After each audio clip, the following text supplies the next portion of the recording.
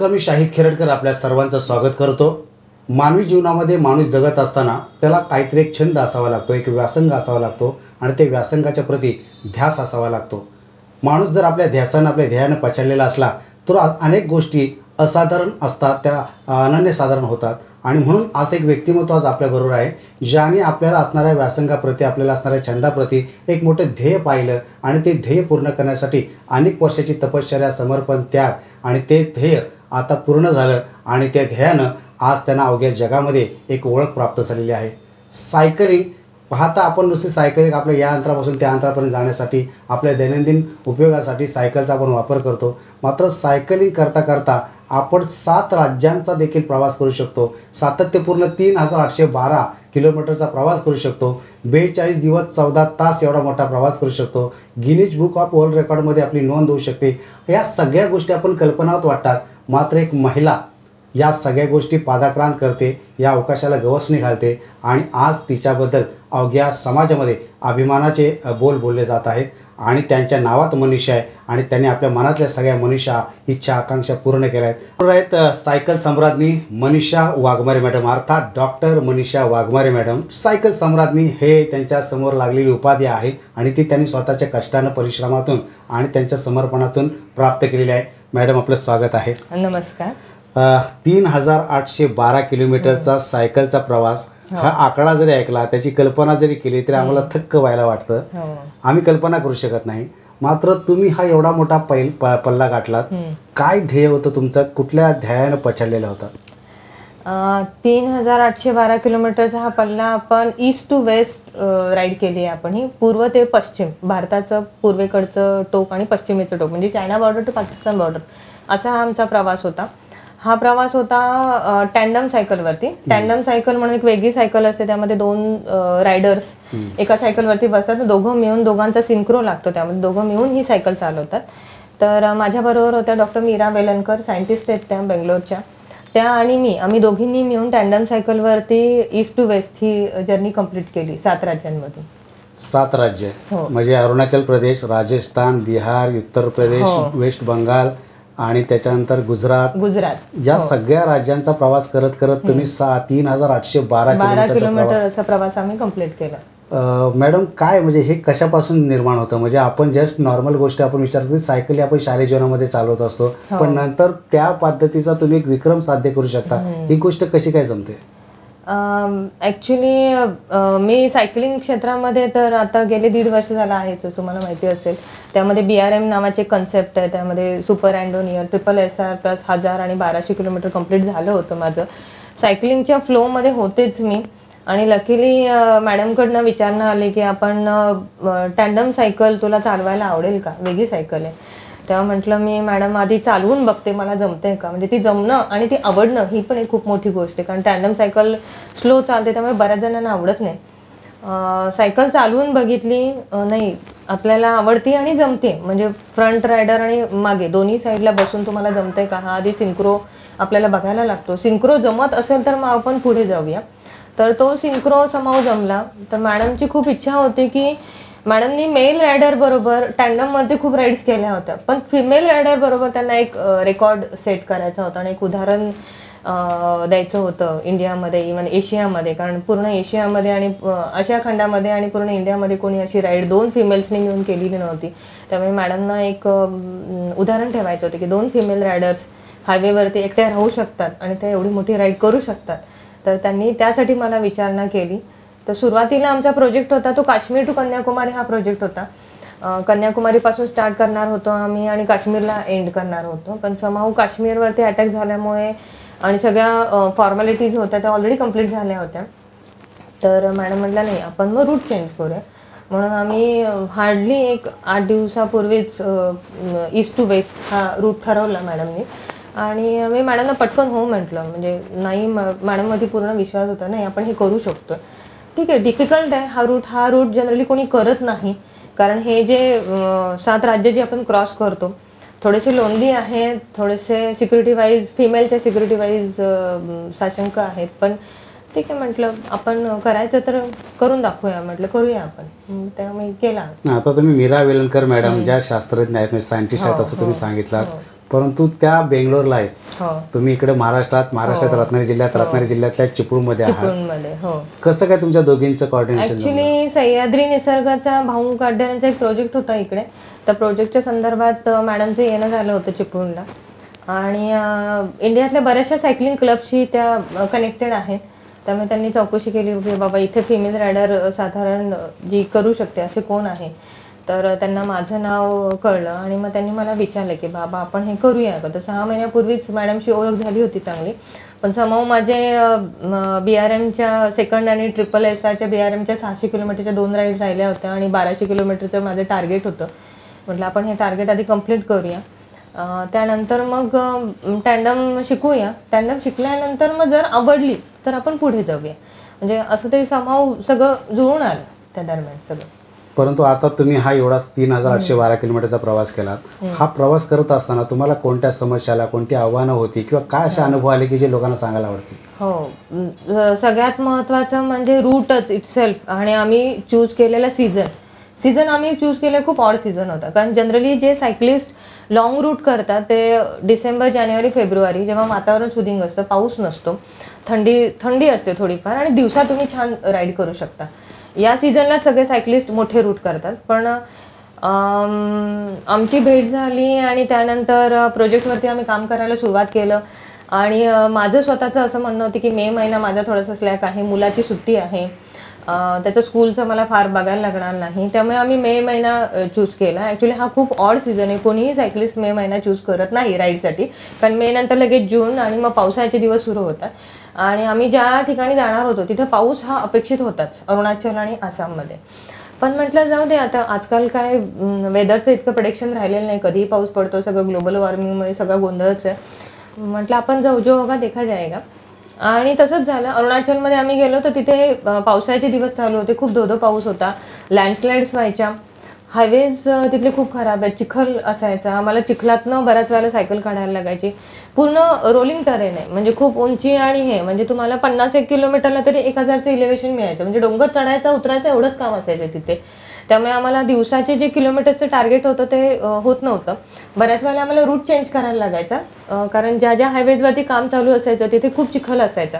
त्यामुळे आम्ही route change करायचो. त्यातल्या त्यात चांगला रूट कुठला आहे अशा रूटवरनं आम्ही जायचो.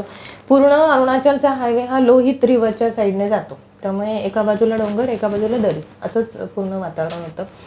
आणि तिथे राहायला काही प्लेसेस नाही आहेत अरुणाचलला. अंधार लवकर पडतो, 3:30-4लाच अंधार पडायचा. त्यामुळे राहायच्या प्लेसेस म्हणजे तिथे होमस्टेज असतात घरांमध्ये. पण बऱ्याच ठिकाणी असं व्हायचं की पुढे 30-30 किलोमीटर गावच नसायचं किंवा 30-30 किलोमीटर मानवी वस्तीच नसायची. मग आम्ही थांबून जायचो. 2 वेळा तर अशी वेळ आली अरुणाचलमध्ये की आम्हाला मिशमींच्या घरामध्ये राहायला लागतं, बांबूची घरं. विलेजर्स लोकांना, गावकऱ्यांना रिक्वेस्ट करून की आम्ही असं सायकलिस्ट आहे आणि आम्ही पुढे जाऊ शकत नाही, तर आमची राहायची सोय करा. तर खरंच तिथल्या लोकांनी खूप सहकार्य केलं आणि 2 रात्र तर आम्ही अशाच साध्या घरांमध्ये राहिलो. आणि तो खूप मेमोरेबल होता. अरुणाचलची लोकं खूप छान आहेत ॲक्च्युली स्वभावाने. फिमेल डॉमिनन्स आहे थोडाफार, म्हणजे तो कॉन्फिडन्स त्या फिमेल आम्हाला द्यायचा की नाही मॅडम, आप किधर भी जाओ, किसी से भी हेल्प मागो, कोई भी आपकी हेल्प कर देगा, कुछ भी प्रॉब्लेम नाही. म्हणजे हे जे वाक्य असतं ना तेच खूप महत्त्वाचं असतं. सेम अनुभव आम्हाला गुजरातमध्ये आला. गुजरातमध्ये आम्ही कच्छ या एरियामध्ये जातो. सगळे सायकलिस्ट भुज या नॅशनल हायवेवरनं जातात. आम्ही नॅशनल हायवेवरून गेलो नाही. सगळ्यात महत्त्वाची या राईडमध्ये सांगायची गोष्ट की आम्ही डोलाविरा मार्गे गेलो. डोलाविरा आणि रण ऑफ कच्छमधनं गेलो. रण ऑफ कच्छमधून कोणीही सायकलिस्ट जात नाही. पण आम्हाला थोडेसे किलोमीटर्स कमी पडत होते, त्यामुळे आम्ही ती रिस्क घेतली आणि आम्हाला तो रूट बघायचा होता. कारण Rann of Kutch road to heaven म्हणतात त्याला. दोन्ही बाजूला मिठागरं असतात, मध्ये काळा कुळकुळीत असा डांबरी रस्ता आणि मीठ आणि आकाश ह्याच्यातलं डिफरन्शिएट तुम्हाला होत नाही. त्याला रोड टू हेवन म्हणतात. 30 किलोमीटरचा खूप मोठा रोड आहे. सुरुवातीला 5 ते 10 किलोमीटर खूप छान वाटतं, थोड्या वेळानं असं वाटतं की नाही आपण खरंच स्वर्गात चाललो की काय. म्हणजे आणि पण सीझन ऑड होता मी म्हटल्याप्रमाणे. जनरली रण ऑफ कच्छमध्ये टुरिस्ट येतात ते डिसेंबर, जानेवारी या सीझनमध्ये येतात. आमचा रूट हे सीझन ऑड असल्यामुळे माणसंच नसायची वरती. त्यामुळे बऱ्याच लोनली प्लेसेसमधनं आम्ही गेलो, जिथे पुढे 30 किलोमीटर, मागे 30 किलोमीटर काहीही नसायचं, पाणी मिळायचं नाही, खायला मिळायचं नाही. म्हणजे ह्या काही काही गोष्टी फारच मेमोरेबल होत्या आणि त्या लकीली समाव सगळं छान वर्कआउट झालं. नाही, तुम्हाला हे सगळे प्रदेश जे ते अनोळखी प्रदेश होते, सगळे अनोळखी प्रदेश. त्या अनोळखी प्रदेशामध्ये तुम्ही म्हटलात की आम्ही रूट चेंज करायचो वगैरे, तर हे सगळं तुम्हाला मार्गदर्शन कोण करायचं, किंवा हा रूट योग्य आहे किंवा हा रूट इथून इकडे जातो? ऍक्च्युली हे सगळं आम्ही गुगल मॅपवरती बघायचो. Google map. हा, आज एवढी राईड केली तर उद्या आपल्याला कुठल्या रूटने जायचंय आधी चौकशी करायची. उद्या सपोज 120 किलोमीटर करायचं आहे तर त्या हॉटेलवाल्याकडे किंवा जिथे आपण चहाला थांबू तिथे आम्ही चौकशी करायचो, हा रूट आहे का, चांगला आहे का, रस्ता कसा आहे. कारण बऱ्याच वेळेला हायवेची कामं चालू असायची, त्यामुळे रस्ता खराब असायचा. खराब रस्त्यावरून जाऊन पंक्चर्सचे चान्सेस वाढायचे सायकलचे. त्यामुळे जिथे रस्ता चांगला आहे आणि जिथे फार फार तर लोक आहेत किंवा काही प्रॉब्लेम झाला सायकलला किंवा आम्हाला, जिथे मदत थोडीफार मिळू शकेल अशाच रोड्सवरनं आम्ही ट्रॅव्हल करायचो. आणि गुगल मॅप थ्रूच पूर्ण एक आडवी लाईन तुम्हाला काढायची होती ईस्ट टू वेस्ट. तर ती आडवी लाईन पॅरलल करतच आम्हीच तो स्टडी करून गेलो. मॅडमना ह्याची बऱ्यापैकी माहिती होती कारण त्यांनी पूर्वी हा रूट एका फिमेल सायकलिस्ट बरोबर साध्या सायकलवरती ऑलरेडी केला होता. गिनीज नव्हतं ते, पण टँडम सायकलवरती कोणी केलं नव्हतं. त्यामुळे त्यांना थोडीशी कल्पना होती की बाबा साधारण रूट कसं आहे ते. आणि बाकी गुगल मॅपवरनंच आम्ही सर्च करत पूर्ण आडवी लाईन, हा रूट तो रूट असं करत पॉईंट टू पॉईंट तुम्हाला कनेक्ट करत जायचं होतं. त्यामुळे गुगल मॅप थ्रूच आम्ही सगळं केलं. पण आता तुम्ही म्हटल्याप्रमाणे ह्याचं गिनीज बुकमध्ये नोंद झालेली आहे, तुम्ही रेकॉर्ड केलेला आहे. ही नोंद करत असताना त्यांचे काही निकष असतात, त्यांच्या कशा पद्धतीचं परीक्षण निरीक्षण असतं? ॲक्च्युली तुम्ही जेव्हा ही राईड स्टार्ट करता तर आधी वर्ल्ड अल्ट्रा सायकलिंग असोसिएशन आहे, त्याचं तुम्ही मेंबर बनायला लागतं. ते मेंबर बनल्यानंतर त्यांच्या थ्रू गिनीजला अप्लाय केलेलं असतं. 21 दिवस आधी आम्ही ॲप्लिकेशन दिलं होतं ऑलरेडी, ऑफिशियल प्रोसेस असते ती सगळी. आणि त्याच्यानंतर त्यांना टाईम दिलेला असतो आणि डेट दिलेली असते, त्या टाईमला स्टार्ट करायचं म्हणून. तसं आम्ही त्यांना इंटिमेशन देऊन 15 मेला ही राईड अरुणाचल किबितो म्हणून फर्स्ट विलेज आहे तिथून स्टार्ट केली. आणि आपल्याकडे रेकॉर्डिंग असतात, स्ट्रावा रेकॉर्डिंग आपण म्हणतो ॲप असतं. त्या ॲपमध्ये आपण सायकलचं पूर्ण डेली रेकॉर्डिंग करतो. गार्मिनचं वॉच असतं, वॉचमध्ये रेकॉर्डिंग म्हणजे मॅडमचे रेकॉर्डिंग वेगळे, माझे रेकॉर्डिंग वेगळे. त्यामध्ये स्पेसिफिक निकष असतात त्यांचे की हार्ट रेट पाहिजे आणि कॅडन्स पाहिजे, टेम्परेचर्स पाहिजे. तर हे स्पेसिफिकली सेन्सर्स आम्ही सायकलला लावलेले होते, कॉम्प्युटर एक लावलेलं होतं सायकलला.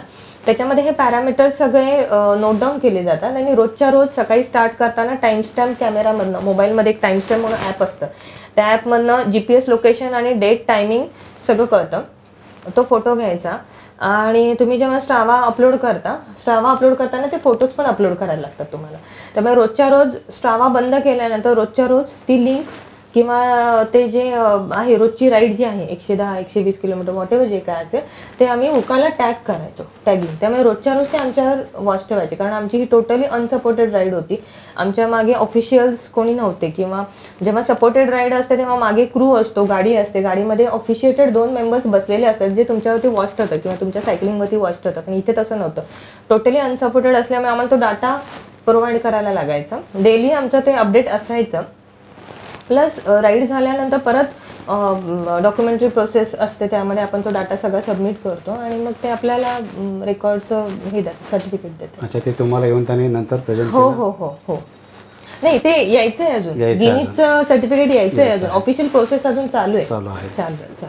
बघा, आता तुम्ही 7 राज्यांचा प्रवास केला. प्रत्येक राज्याची भौगोलिक, सामाजिक, सांस्कृतिक परिस्थिती वेगळी, बोलीभाषा वेगळी आहे.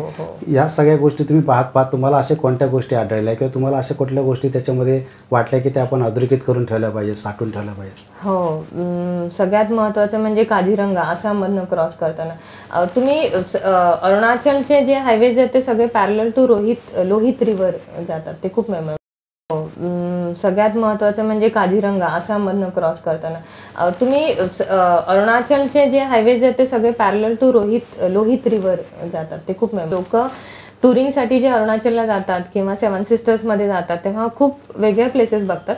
पण तो निसर्ग आम्ही खूप जवळून अनुभवलेला आहे, त्याची फोटोग्राफी, व्हिडिओग्राफी हे सगळं केलेलं आहे. कारण इंटेरियर पार्टमधनं अगदी किबितो हे जर तुम्ही घेतलं किंवा काहो पूर्वेकडचं पहिलं गाव, काहोला होमस्टेज आहेत.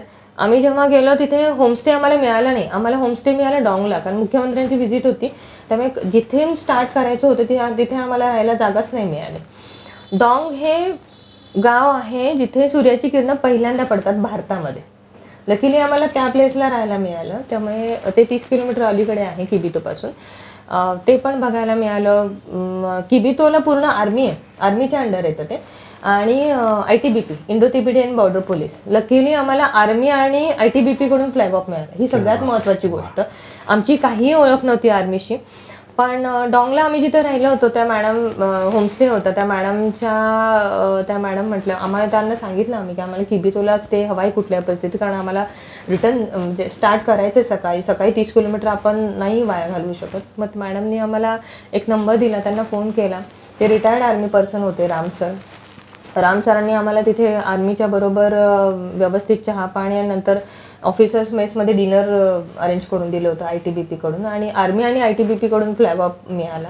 मेन म्हणजे वलॉंगला ज्यांचं मेन सेंटर आहे तिथे जे मेन ब्रिगेडियर आहेत ते एवढे खुश झाले की 2 लेडीज टँडमवरती असं काहीतरी वेगळा विश्वविक्रम करणार आहेत म्हटल्यावर ते स्वतः आम्हाला भेटायला आले आणि त्यांची ती आर्मीची कॅप आहे ती त्यांनी आम्हाला प्रेझेंट दिली दोघींनाही. खूप खूप अभिमानाची गोष्ट.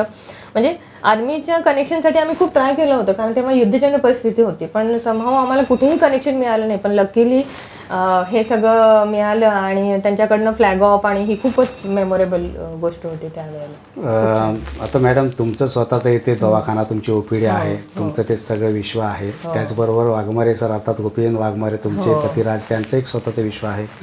ह्या सगळ्या गोष्टी सांभाळून आपला जो व्यासंग आहे तो सांभाळणे कितपत सोपं आहे, अवघड आहे? इच्छा तिथे मार्ग, माझं असं स्पष्ट म्हणणं आहे. किंवा तुम्हाला जर आवड असेल तरच सवड निघते, कारण टाईम मॅनेजमेंट मागच्या वेळेला सांगितल्याप्रमाणे खूप मॅटर करतं.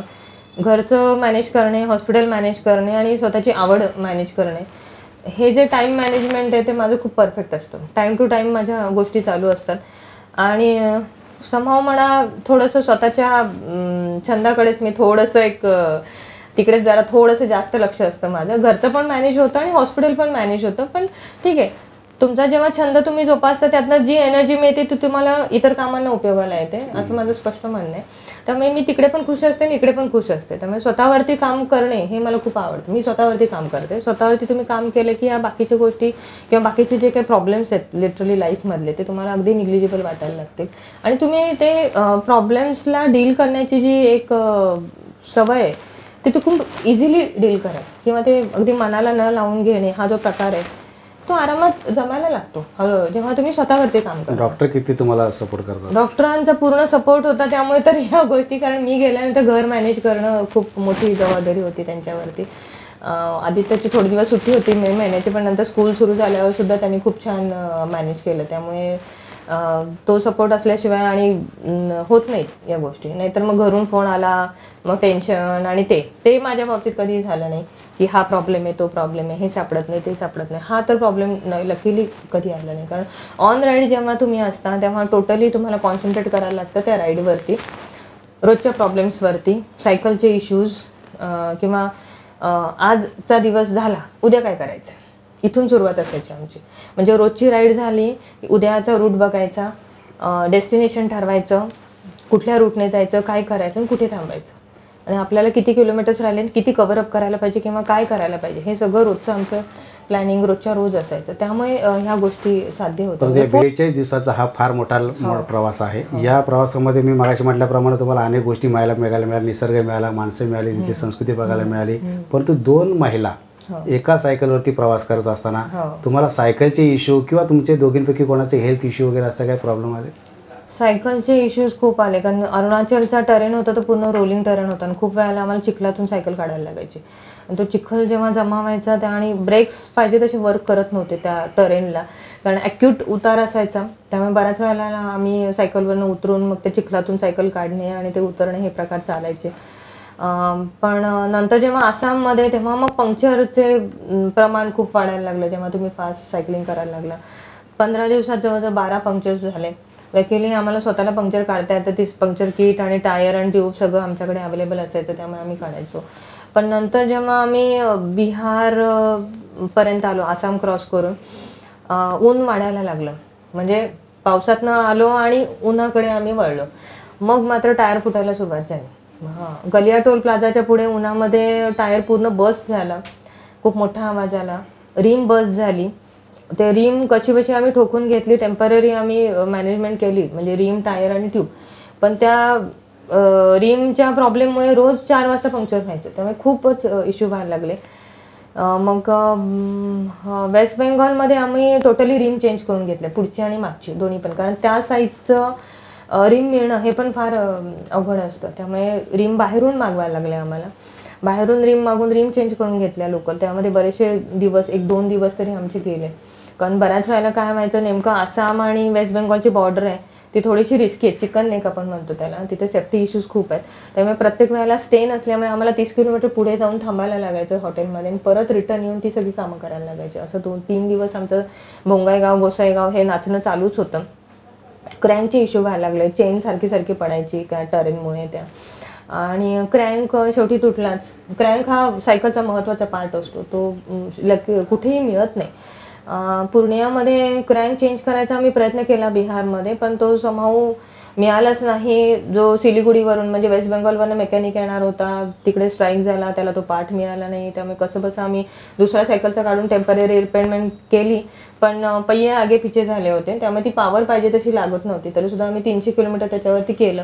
आणि एक 8 दिवस आधीच लक्षात आलं होतं की या सायकलवरती पुढे 2000 किलोमीटर आपण नाही करू शकणार. त्यामुळे आम्ही ऑलरेडी सायकल बुक नवीन करून ठेवली होती. ती पुण्यावरून कानपूरला आली कुरिअर, आणि कानपूरवरनं आम्हाला मुझफ्फरपूर बिहारला डिलिव्हरी मिळाली. तिथे त्याने आम्हाला सायकल जोडून दिली. त्यामुळे जुनी सायकल आम्हाला डिसमेंटल करायला लागली. ॲक्च्युली ती खूप मॉडिफाईड सायकल होती. मॅडमनी अगदी त्याच्यावरती काम करून रोडीचे चाक बसवून घेतले होते आणि बरेच मॉडिफिकेशन सायकलवरती एक प्रयोग म्हणा तो केला होता मॅडमनी. त्यांचं खूप स्वप्न होतं की सायकल मॉडिफाय करून आपण ही राईड कंप्लीट करायची, पण समहाऊ ते झालं नाही आणि नवीन सायकल घ्यायला लागली आम्हाला. त्यामुळे नवीन सायकलवरती मग आम्ही पुढे उरलेले 2000 किलोमीटर कंप्लीट केले. तिथे पण मग जेव्हा तुम्ही जसं आपलं शरीर काम करते रोज, तसं ती सायकल पण काम करत असते. त्यामुळे त्याचं वेअर अँड टेअर होणं खूप साहजिक आहे. बेसिकच सायकल होती ती, पण त्याचे पण एक 4-5 पंक्चर्स आणि मेन बॉटम ब्रॅकेटचं कॅप एकदा गेली. म्हणजे मोठे इश्यूज होतात राजस्थानमध्ये, आणि त्या कॅप्स आणि ते पार्ट्स कुठेही मिळत नाहीत. त्यामुळे प्रत्येक वेळेला काही प्रॉब्लेम झाला, मेजर प्रॉब्लेम झाला की आम्हाला जवळच्या गावामध्ये जिथे मोठं शॉप आहे सायकलचं तिथे न्यायला लागायची सायकल. गाडीत घालून राईड स्टॉप करायचो आम्ही, गाडीत घालून सायकल न्यायची, ते रिपेअर करून आणायचं, परत गाडीतनं ती रिटर्न त्याच प्लेसला आणायची आणि तिथून परत राईड स्टार्ट करायची. असं आमचं ते चालायचं. त्यामध्ये दिवस जातात. त्यामुळे मेकॅनिकल इश्यूज अगदी शेवटच्या 110 किलोमीटरला सुद्धा रात्री पंक्चर काढलं आम्ही मागच्या चाकाचं. दुसऱ्या दिवशी 12:30 वाजता परत पुढचं चाक पूर्ण फ्लॅट पंक्चर झालं, आणि टायर उन्हामुळे चिटकून बसतात रिमला, ते निघत नाही. 2 तास लागले निघायला.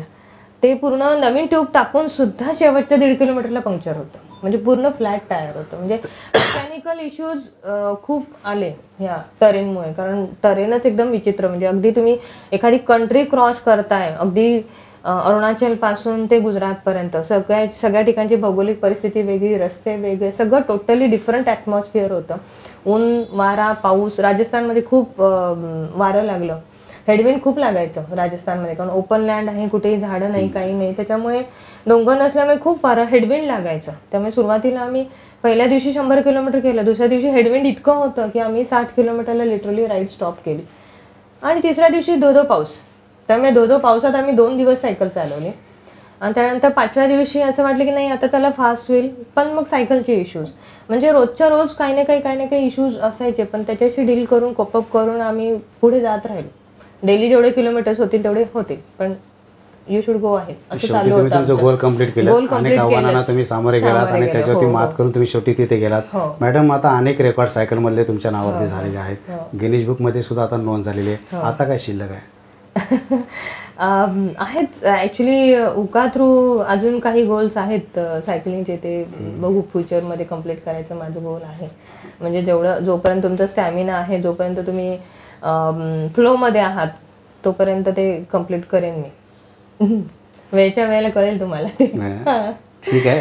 खरं तर खूप चांगला अनुभव तुमचा तुमच्या पाठीशी आहे. त्याचं भविष्यात मला वाटतं तुम्ही एक पुस्तक सुद्धा तयार करावं असं मला वाटतं, कारण तुमचा जो हा जीवन प्रवास आहे, प्रवास वर्णन जे आहे, त्याच्यातून येणारे आव्हानं आहेत, त्यातून आपल्याला बऱ्याच काही गोष्टी शिकायला मिळतात, आणि त्या तुमच्यापर्यंत मर्यादित न राहता त्या इतरांपर्यंत पोहोचाव्या, तुमच्याकडून इतरांनी मोटिवेशन घ्यावं. आणि हे काय सगळ्यांना शक्य होत नाही, बरोबर ना. प्रत्यक्षात काही लोक करू शकत नाही, मात्र आपापल्या क्षेत्रामधले जे आव्हानं आहेत त्या आव्हानावरती मात करण्यासाठी आपण कशा पद्धतीनं सकारात्मक दृष्ट्या जीवनाकडे बघितलं पाहिजे, या गोष्टी अशा गोष्टीतून आपल्याला शिकायला मिळतात.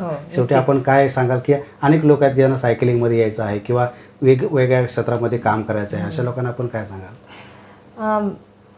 सायकल जी तुमची हॉबी आहे, सायकलिंग असंच नाही म्हणणार मी, तुमची हॉबी कुठलीही असू शकते.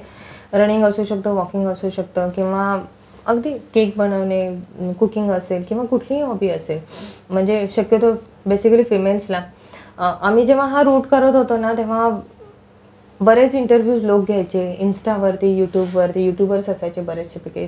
एक महत्त्वाची गोष्ट म्हणजे जेव्हा आम्ही रन ऑफ कच्छमधनं, रोड टू हेवनमधनं पास झालो, तेव्हा गाडी थांबली होती तिथे आणि आम्हाला पाणी हवं होतं. पाणी बराच वेळ मिळालं नव्हतं, 30-40 किलोमीटर. आणि तिथे आम्हाला पार्थ म्हणून एक यूट्यूबर भेटला, तो एरियल फोटोग्राफर आहे स्वतः. आणि लकीली तो माणूस होता ज्याने त्या एरियाला रोड टू हेवन हे नाव दिलं होतं. हां, रोड टू हेवन हे नाव त्याने इन्स्टाला स्वतः दिलं, कारण पूर्वी तो रोड एवढा छान नव्हता, कच्चा रस्ता होता. आणि नंतर तो डेव्हलपमेंट झाली आणि त्याने बराचसा कच्छचा एरिया आहे तो एक्सप्लोर केलेला आहे. या माध्यमातून बऱ्याच ठिकाणी इंटरव्ह्यूज व्हायचे आमचे, बऱ्याचशा रिपोर्टर्सनी, प्रत्येक स्टेटला प्रत्येक रिपोर्टरने जवळजवळ आम्हाला कव्हर केलेलं होतं. आणि आम्ही प्रत्येक ठिकाणी हेच सांगायचो की मॅडमचं वय 49 आहे, माझं वय 46 आहे. आम्ही स्पेसिफिकली हे सांगायचो की वी आर अबाव 40 लेडीज. 40 नंतरच्या बायका घरात बसतात. बरेचसे जण, म्हणजे आम्ही बघितले, आता मी बरेचसे पेशंट बघते 40 नंतरचे, रडत बसतात, आमचं 40 झालं आहे, वय झालं आहे, आता काही करू शकत नाही, मुलं मोठी झाली आहेत, it's done for the life, असंच त्यांचं एक वाक्य असतं तोंडामध्ये. तर आम्ही नेहमी सांगायचो सगळ्यांना, नाही, 40 नंतर उलटा आत्ता लाईफ जगायला तुम्ही सुरुवात करा. आत्ता हीच वेळ आहे की तुम्ही काहीतरी करू शकता. आणि नक्कीच एखाद्या स्त्रीने ठरवलं, म्हणजे आम्ही पण तेच ठरवलं होतं रादर, की हे आपल्याला करून दाखवायचं आहे. आणि एखादी गोष्ट तुम्ही ठरवली आणि त्याचं डेडिकेशन, पूर्ण हार्डवर्क असेल तर तुम्ही ती गोष्ट नक्कीच करू शकता. हेच आम्ही प्रत्येक ठिकाणी सांगायचो आणि आत्ता पण हेच सांगते की नाही, फक्त तुम्ही ठरवा की काय करायचं आहे, ते फक्त त्याच्यावरती काम करा. पहिले इमॅजिन करायला सुरुवात करा की नाही मला हे करायचं आहे. त्या दृष्टीने तुमच्या गोष्टी घडत जातात. जी संधी आली आहे ती ॲक्सेप्ट करा. बऱ्याचशा लोकांना संधी येते पण ती ॲक्सेप्टच नाहीत करत. संधी आली ते ॲक्सेप्ट करा, त्याच्यावरती काम करा. गोल्स, हे रिझल्ट्स आपोआपच मिळते जर तुमचं हार्डवर्क असेल, डेडिकेशन असेल आणि पॉझिटिव्हिटी असेल तर. म्हणजे तुम्हाला आश्चर्य वाटेल, पूर्ण रूटमध्ये इतके प्रॉब्लेम्स यायचे ना, आम्हाला कुठेही वाटलं नाही की राईड सोडावी. म्हणजे लिटरली आग्र्याला आमचा एक ॲक्सिडेंट झाला. आग्र्याच्या अलीकडे एक 60 किलोमीटरला एका टू व्हीलरवाल्याने, पिलेल्या टू व्हीलरवाल्याने आम्हाला ठोकलं मागून. तो पडला, त्याला पण लागला, आम्हाला पण दोघींनाही लागलं. सायकलचं पण बरंचसं डॅमेज झालं. 2 तास गेले आमच्या त्यामध्ये. पण आमचा त्या दिवशी आग्र्याचा ताजमहाल आउटचा एक रेकॉर्ड होता, किबिटो टू आग्रा, उकाचा रेकॉर्ड होता, वर्ल्ड अल्ट्रा सायकलिंग असोसिएशन. आम्ही ठरवलं नाही, आजच रात्री कंप्लीट करायचं. दुसऱ्या दिवसावरती आम्ही, आणि तो रस्ता बऱ्यापैकी लोनली होता.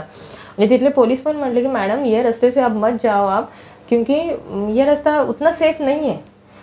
हमें आज ही कंप्लीट करना है रेकॉर्ड. आम्ही रात्री 11:30 वाजेपर्यंत राईड करून रात्री 11:30ला ताजमहलला पोहोचलो आणि त्याच रात्री तो कंप्लीट केला. आम्ही रेस्ट दुसऱ्या दिवशी घेतली, एक्सरे दुसऱ्या दिवशी काढले, पण रेकॉर्ड त्याच दिवशी कंप्लीट केलं. म्हणजे मॅडमच्या तोंडून पण नेहमी नाही, अब तो होके ही रहेगा, अब तो होके ही रहेगा. तेव्हा जर काही फ्रॅक्चर झालं असतं किंवा मोठं काहीतरी झालं असतं तर कदाचित राईड स्टॉप करायला लागली असती, कारण सायकलिंग करता आली नसती. पण नाही, आम्ही ठरवलं होतं ठीक आहे. आणि मॅडमनी खरंच, मॅडमचं कौतुक, पुढचे 2000 किलोमीटर मॅडमनी ती क्रेप बँडेज बांधून लिटरली पूर्ण राईड केली, कधी पुढे कधी मागे बसत. आणि आत्ता त्यांनी तिथे जाऊन प्रॉपर स्लिंग आणि ते प्लास्टर वगैरे केलेले आहे हाताला. मॅडमचं खूपच कौतुक त्यामध्ये. म्हणजे अनेक आव्हानं आली आणि तुम्ही दोघींनी मिळून त्या आव्हानाला सामोरे गेलात आणि शेवटी तुम्ही ध्येयापर्यंत पोहोचलात. आणि आज तुमच्या त्या अभिनंदनाचा वर्ष होत आहे. आदर्शवत एकंदरीत तुमचा प्रवास आहे. असाच प्रवास तुमचा चालू राहावा. नवनवीन जे तुमचे काही ध्येय आहेत, महत्वाकांक्षात, आशा आहेत, मनीषा आहेत, त्या पूर्ण होत राहाव्यात आणि आमच्यासारख्या लोकांना सुद्धा आनंदाचे क्षण मिळत राहतील. आपण जो काही प्रवास सांगितला, जो काही अनुभव सांगितला, तो नक्कीच प्रेरणादायी आहे, आदर्शवत आहे. आपल्याला आपल्या पुढील वाटचालीसाठी लाख लाख शुभेच्छा. आमची संवाद साधलात, आपले मनापासून आभार. तर होत्या सायकल सम्राज्ञी डॉक्टर मनीषा वाघमारे. असं काहीतरी करावं की जे अभिमानाने सांगता येईल आणि जर स्वतःवरती विश्वास असेल तर जगसुद्धा जिंकता येईल. आणि म्हणूनच स्वतःच्यावरती विश्वास आहे. आपण जो ध्येय, आपण जे छंद, आपण जे व्यासंग जपलेला आहे त्या व्यासंगावरती आपण प्रेम ठेवलं आणि आपण त्याच्यावरती सातत्यानं काम केलं, समर्पित भावनेनं आपण काम केलं तर आपल्याला सगळ्या गोष्टी साध्य करता येतात. आणि आज ते आपल्याला उदार मॅडमनी आणि त्यांच्या सहकारी वेलणकर मॅडम या दोघींनी दाखवून दिलेलं आहे. अशाच लोकांची आपण मुलाखत घेऊन इतरांना प्रेरणादायी ठरेल असा आपण प्रयत्न करत राहतो. तुर्तास मॅडमचे आभार मानून थांबतो. धन्यवाद.